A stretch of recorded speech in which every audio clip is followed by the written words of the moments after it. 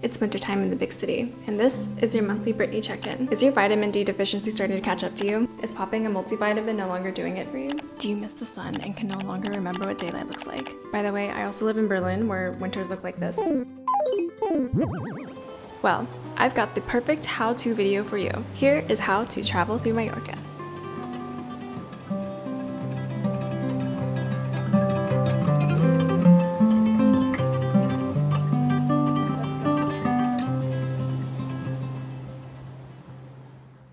Thanks to modern aviation, you can now fly for the low price of 45 euros and get for free the horrifying thought that you could end up as another commercial flight freak accident statistic. What a steal. And if you look out the left side windows, you'll see the grand island of Mallorca come into view. Pronounced Mallorca.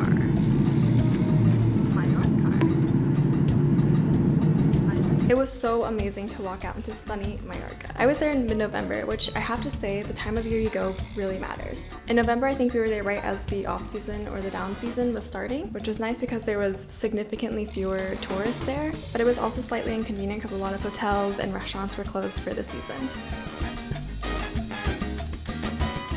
It was also pretty windy this time of year, and in the weeks leading up to when I was going to be there, I actually saw that there was quite a bit of news about really bad thunderstorms, so I'm guessing this time of year is a pretty turbulent weather period for Mallorca. So all of that to say, if you're considering visiting in November, just make sure to take those things into account. So I've been watching a lot of Survivor lately, and I can say with confidence that when I arrived, I had a pretty strong survival game plan. And this game plan also revolved around 3 necessities of life: water, shelter, sustenance. And because you can only survive 3 days without drinking water, here's how to stay hydrated on the island. From astute observation, I discovered that there are 3 very popular ways to stay hydrated: espresso,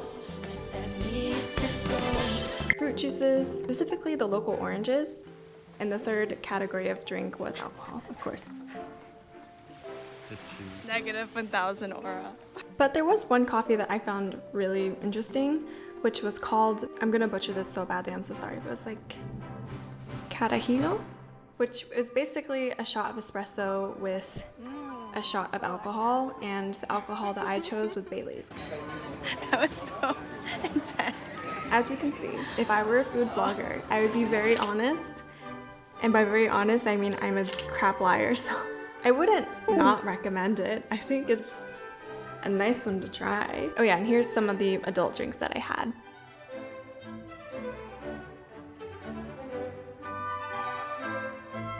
Time to start the day.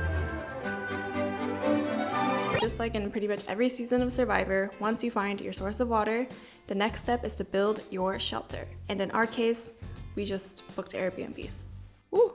The sun is out. And in classic Airbnb fashion, there are a few hits and there are a few misses. But before I get into accommodations, let's talk about this train ride from Palma to Sóller. Take the old train. I mean, look how charming it is. I mean, look how cute this train is. Look at these views. And whenever you come through the mountain and you can see a view of Sóller nestled in the valley of these big mountains, they stop the train and they let you get off and take pictures, and it's just so nice. I'm easily impressed by these types of things, and if you are too, then please take this train. It is so worth it. It's so worth it. It's so worth it. Oh, also pro tip, when you take this train, I recommend to sit on the left side of the train. Most of the big, nice, open views were on the left side because on the right side, we were kind of right up against the mountain. Also remember these cats, they're very important characters. But anyway, Airbnbs. So just to make things simple and easy, I've created a tier list. At the bottom, we have never again. Pretty self-explanatory. You could not pay me to stay here again.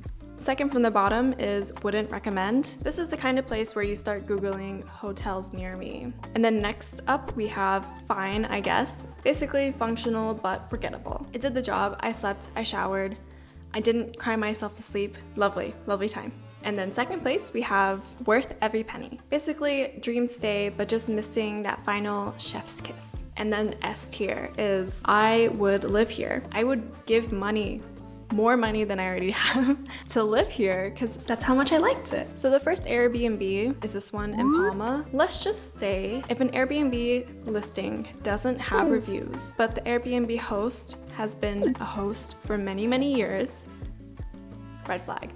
I mean, it's like, duh, of course it's a red flag, but sometimes you just get lazy. You just put too much trust into humanity. So first of all, this was not a private apartment, which is fine. It was just one room in an apartment where the host was living there. To the right of the entryway was 2 Airbnb rooms, which were listed separately, and then a bathroom for both of those rooms. So it wasn't a private bathroom, we had to share it with potentially another guest. And the room itself, not great. The floors were not clean. And then the shared bathroom is also dirty.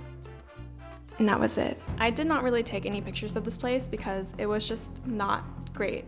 It was so not great actually that I would even put it into the bottom tier.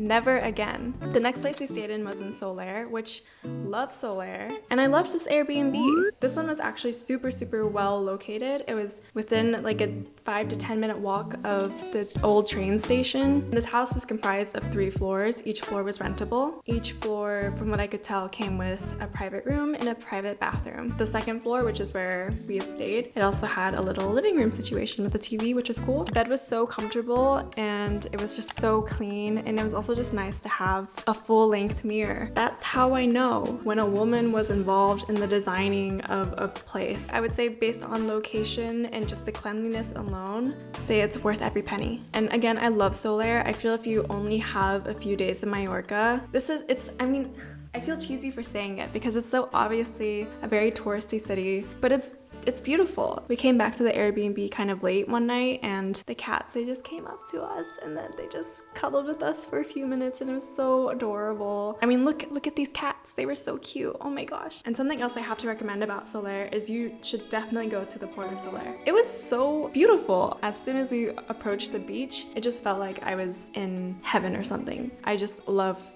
the ocean. I love water. I love water. Big fan of this place. So beautiful. So the next place we went to after Sóller was Pollença, which is the smaller beach city. The stay was really nice. It was also quite clean and beautifully decorated. We got to have a private room and a private bathroom in someone's like actual apartment, like her family was living there. She also let us have access to the kitchen. They have a shelf on their fridge, cleared up. It was nice that they offered that to us and said that we could use any of the cooking supplies in their kitchen. And they also have 2 cats who, they're not super shy or scared of people, but they're also not the type that will be super clingy. I mean, I guess like most cats, but they were really cute and very fluffy. The host was also so friendly, and she just had so much bright energy, and she's a great person. I really liked her as a host. I would actually put this into worth every penny.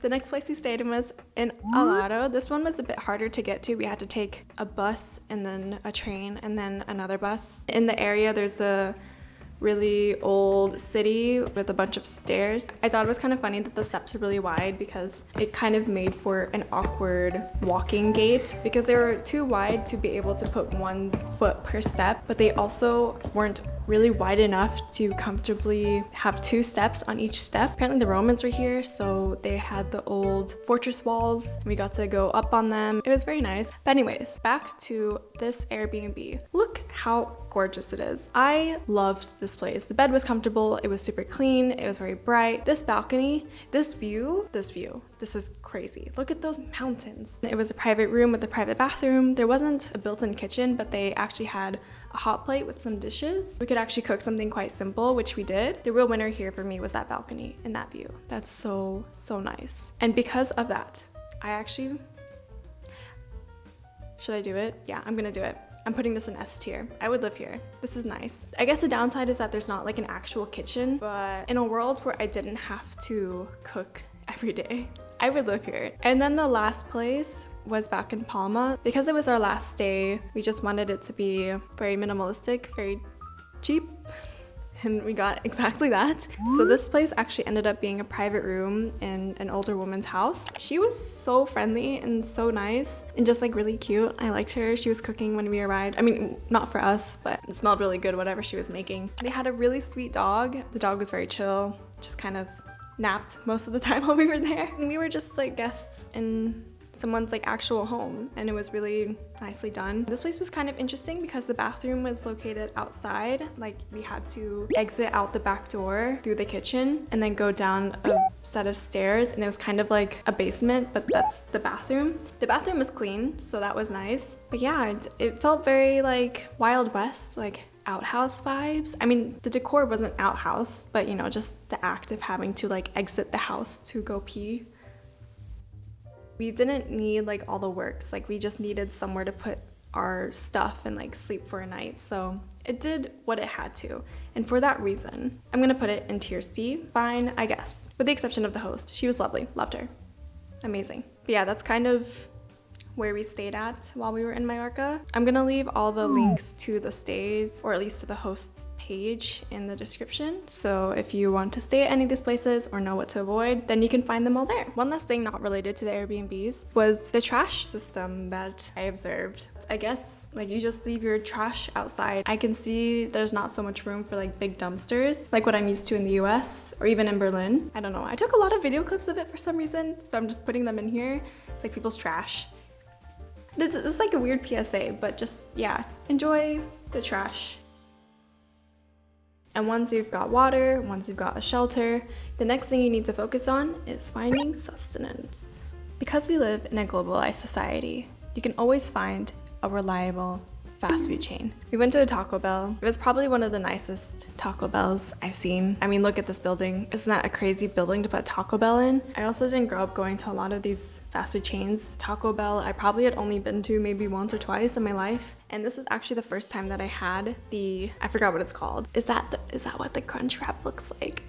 I can't remember what this is, but I think it's the crunch wrap. But it was really good. I see why people love it. We also went to Burger King. This was also in an area where there were a lot of restaurants that weren't open for the season, and this Burger King was one of the few things that was open. But globalized fast food chains aside, I loved the local pastries. I'm a pastry person, you know. I enjoy a good cup of a warm beverage and having a little snack. We also went to this cafe twice during our trip, and it was so reliable, so affordable. And something else that I really appreciated about this place was that it was a place that felt very well loved by some of the older locals in the area. Both times that I had went, there were a few tables that were kind of like soft reserved. I tried to sit at a table, and an older woman sitting at the neighboring table reading a newspaper was like, "Oh no, you can't take this."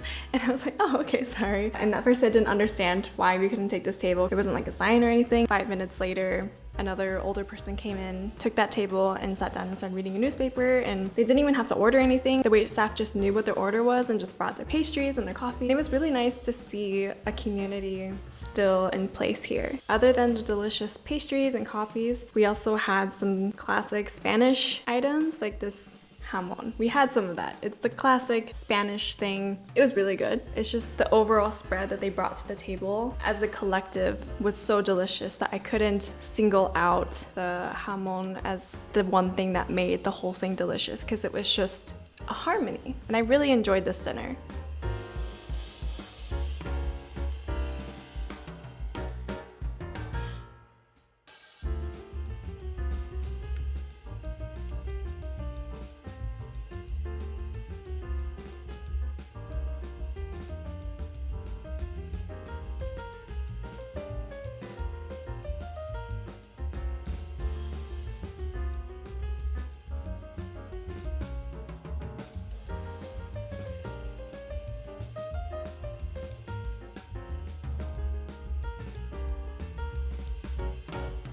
Left us some cat food for the neighborhood cats.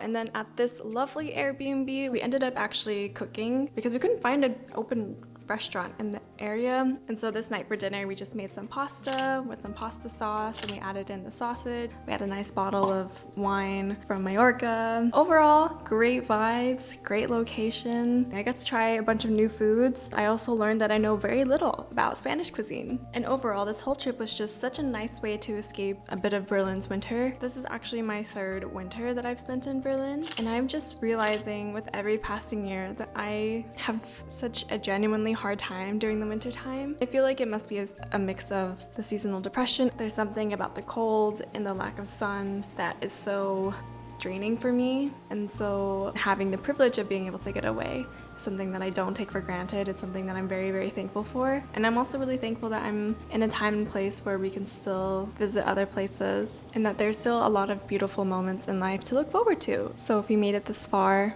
thank you so much for watching. I don't know, I don't have an outro, so just peace.